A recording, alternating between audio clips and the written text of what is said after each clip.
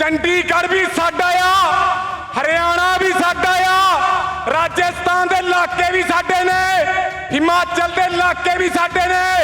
जदों साडे भरा सानू चंडीगढ़ च बुलाउणगे ना, उदों ट्रैक्टर भी पाड़ांगे, गड्डियां भी पाड़ांगे, इस चंडीगढ़ ते कब्जा भी करांगे।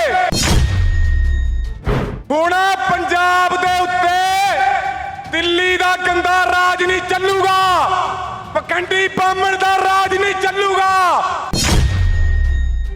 साडे पानी खोले, साडी खेती खोली, साडी नस्लकुशी कीती, सानू कानून राही मारिया, सानू पुलिस राही मारिया।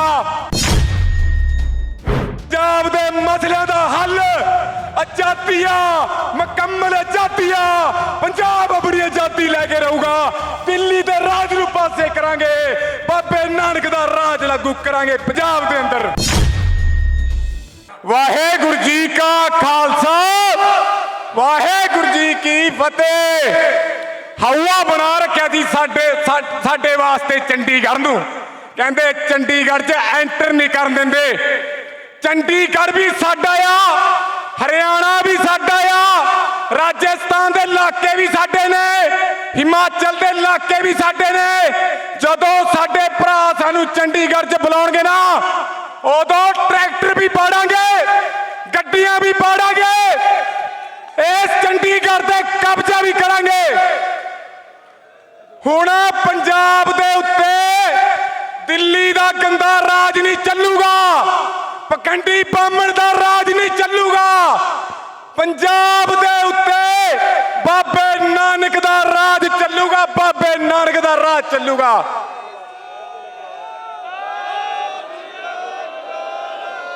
उन्नीस सौ 47 तो बाद संविधान नूं वरत के सानू कंट्रोल करिया, साडे पानी खोले, साडी खेती खोली, साडी नस्लकुशी कीती, सानू कानून राही मारिया, सानू पुलिस राही मारिया, सानू फौज राही मारिया। साडे मसलियां दा हल, पंजाब दे मसलियां दा हल आजादिया, मुकम्मल आजादिया। पंजाब अपनी आजादी लैके रहूगा, दिल्ली दे राज नूं पासे करांगे, बाबे नानक दा राज लागू करांगे पंजाब दे अंदर।